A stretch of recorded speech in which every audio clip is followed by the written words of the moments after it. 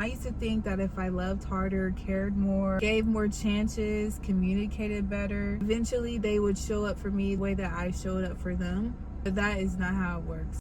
The more chances I would give in a relationship, the deeper in a hole I would get myself in.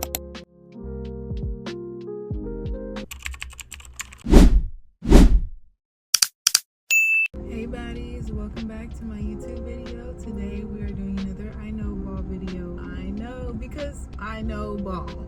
And for this video, it's going to be mainly about what I would tell my 16-year-old self if she was first getting into relationships. So sit back, relax, get some snacks, relate to me, laugh, or just chill. So before we get into this video, I'm going to take a hit. So if you have anything to hit, cheers. All right, point number one. You cannot love someone into loving you correctly. And what I mean by that is no matter how hard you try to give somebody kindness, give somebody grace, give somebody acceptance, if that man ain't changing, if that boy ain't changing his ways after, if he's not changing his ways, there's nothing is gonna change. I used to think that if I loved harder, cared more, gave more chances, communicated better, eventually they would show up for me the way that I showed up for them. But that is not how it works. Honestly, the more chances I would give in a relationship, the deeper in a hole I would get myself in. And when I say that, I mean that. I would sit down and wait. I would sit down and wait for men to stop putting their hands on me. I would sit there and wait for men to get over their porn addiction. I would sit there and wait for them to stop spazzing out on me after every minor inconvenience. I would wait for men to gain some self-control. I would wait. Why? Probably because of my daddy issues. Probably. But the more chances I gave, the worse it got, honestly. I learned that you really cannot convince people to value you. You can't convince people to care for you or even see your side. There are so many different people out there, and you might come across somebody who's literally a piece of shit and cannot put themselves in your shoes. So they will just forever be not a good person. And that's not on you to worry about or even want to change, because you can't change it, so don't even worry about it. If that person is not treating you right, if they just still haven't got right, get left. I keep saying that. I always say some bullshit ass thing. But if they're not getting right, they need to get left, honestly. Because as a lady, especially as a young lady, you do not want to waste your precious energy on men who couldn't give a flopping about it. They don't even care. They don't care about you. So why would you want to fuck with somebody who doesn't fuck with you? And I know it's very hard. Once you realize it, you're like, dang, that person really won't change. It's a very hard realization. Every single time I realized somebody wasn't for me, it hurt deeply, very deeply. And how I managed and coped with it, I let myself cry about it. I let myself be sad about it. But at the end of the day, I chose myself, and I decided I'm not going to be with this person anymore.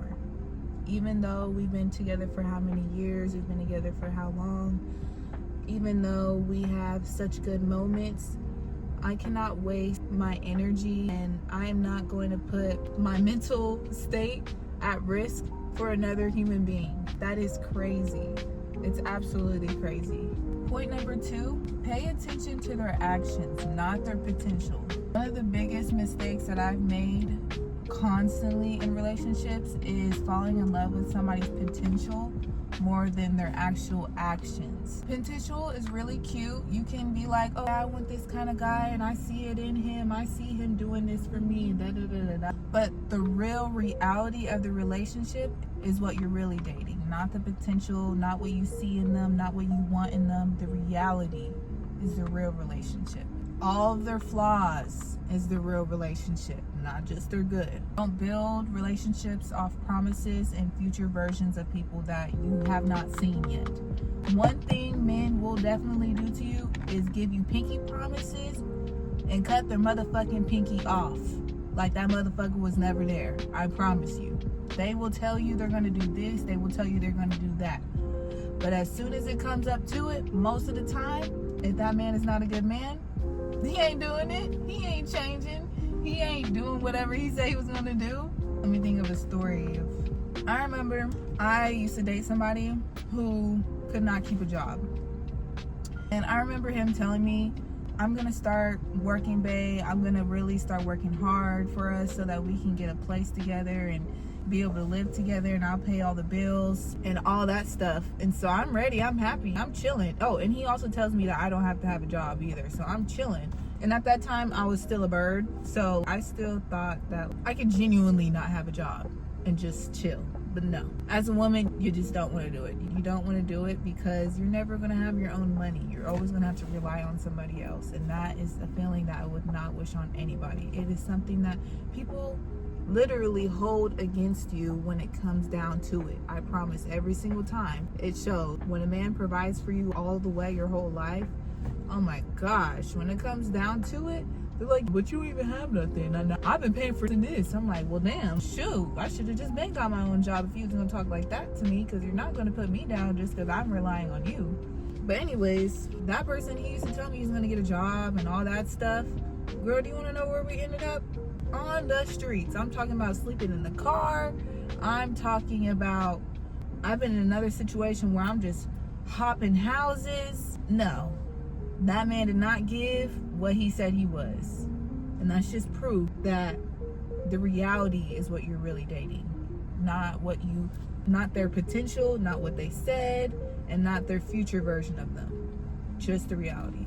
Trust the reality more than the potential. Whenever you start dating, just sit back and relax. Really hold that power of knowing that you're not going to hold any type of potential or expectations over any man, because they're either going to do it or they're not. They're either going to be this way or they're not.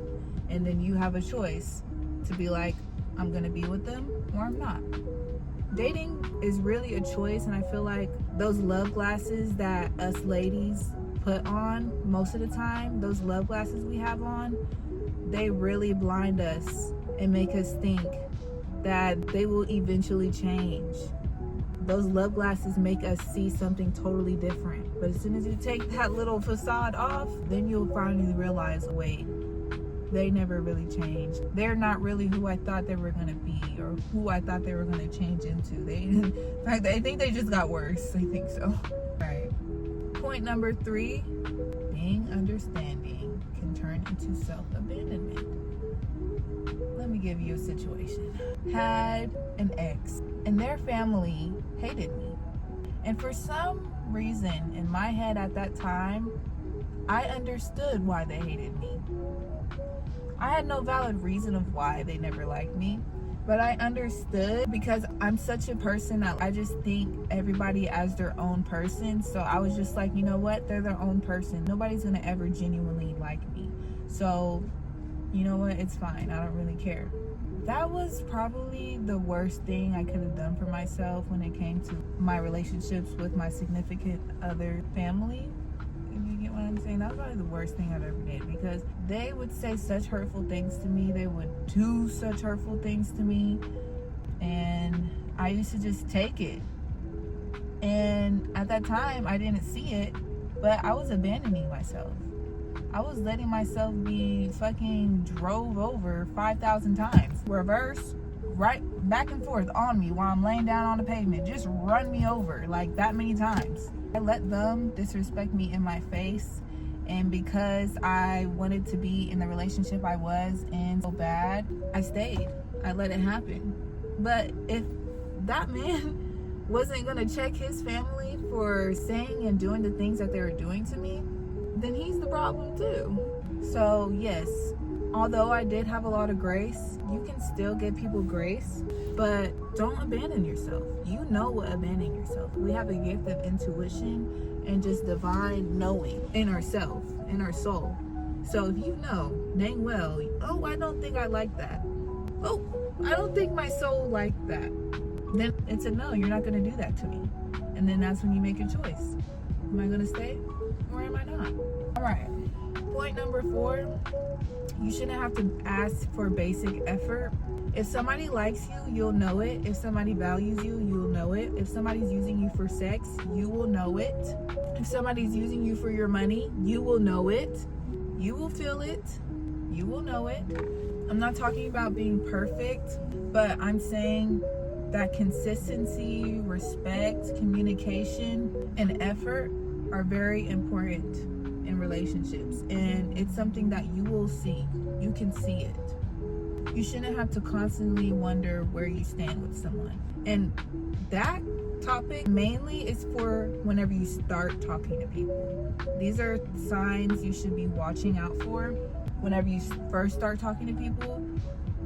Hence, when I was in my little hoe phase and I was in many situationships, I knew exactly what they wanted.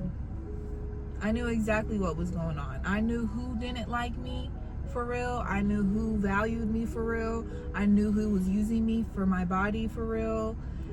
I knew what was going on. I just ignored it. And in fact, with ignoring it, sometimes I would even beg certain situationships to be like, well, why do you only want to do this? Why don't you want to get in an actual relationship with me? And they would always give an excuse. Oh, I'm just not ready to date. Oh, you're not ready yet. Oh, I know why you're not ready. You don't want to commit, and that's okay. But that I've never been the type to just be doing it just to do it. Maybe in my whole phase, but back to the main point. I shouldn't have had to ask for more or ask for better. If there's not more or there's not better, what's the point of wasting your time trying to be like, oh, can you start texting me more in the morning? If they're not texting you more in the morning, trust me, they're not fucking with you. If they're ghosting you after every link and coming back every 2 weeks, they're not fucking with you. And when I said fucking with you, they're not fucking with you. If a man is fucking with you for real, then you will see. You're not, you know what I mean? Don't beg for nobody's love. Because the best love is yourself. So any love that's like, oh, you're not even doing nothing for real. Get the fuck out. Swat it like a motherfucking fly. Get out. You're done. Point number 6. This one definitely leads into the last one. Do not ignore red flags just because you're lonely or just because you want a man. No, that will lead you in the worst situations ever. You may not think of it right now. You may not be like, that won't be bad. Nothing bad's for gonna happen. Like I said in my other videos, if that man starts putting his hands on you, eventually he's gonna kill you. That's just one of the main red flags that I just ignored that really got me in the most fucked up, craziest, traumatic situation ever I think I've ever had. Or red flags that just turn bad. If they're still doing crazy stuff to their ex, they're still exposing their ex, talking shit about their ex, or exploiting their ex. If they're still doing anything with their ex, go ahead and just stop it. Just go ahead and cut it off, because that just means that they're still either hung up on them. No, it means they're still hung up on them. Red flag. Basically, loneliness and just the deep want of wanting a boyfriend will have you accepting things that you never would have accepted before. You would have never wanted that in your life if you hadn't been so lonely. I hate saying lonely, but if you hadn't felt so lonely, you know what I mean? Just because somebody is giving you attention does not mean they deserve access to you. Listen, as a lady, your energy is valuable, your presence is valuable, and the access people have to you is valuable. You don't want to be giving it out to everybody, and you want to be very picky with who you give it to. It really matters. It matters because the people around you, they have an effect on your life. Everybody starts having, once you bring somebody in your life, you notice some things might be changing about yourself. Your habits, something might change. And you don't want that. I remember, I'm going back to that domestic violence situation because that situation is so big. It still has an effect on me to this, well, not really, but it still has an effect on me to this day. So whenever I was in that situation, that person put their hands on me. Once I got out of that relationship, not only did that person traumatize me, but that person put their terrible ass flipping out traits on me.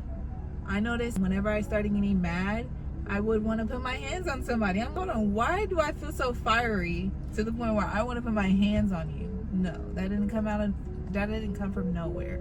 It came from somebody else's red flags, and they got put onto me. And that's another reason why you don't ignore red flags, because those red flags can be put onto you and you just don't want it. All in all, dating definitely taught me a lot. Some of the biggest lessons I learned came from the biggest mistakes I've made, definitely, in all of my teenage years. And I'm so honestly glad that a lot of this stuff has happened to me. Do I wish it would have been prevented a little bit? Yes, because honestly I did. I'm still dealing with it now. But now you see me talking about it and being able to be like, hey, don't do this. Do not fuck with an abusive man. Do not fuck with a disrespectful man. Do not fuck with a gay man. And so if you're dating right now, baddie, you just got back in, you just got in a brand new relationship, just always remember, yes, you can love that person. Yes, you can give them grace. You can be happy and all that. But never shrink yourself for another person. Ever. Never shrink yourself to keep somebody around. The right people won't require you to abandon yourself to be loved. But that's going to be it for my I Know Ball video. I love you baddies so much. Remember to stay confident in every single thing that you do. And your girl Kiki Marie, and I'm going to see y'all in the next video.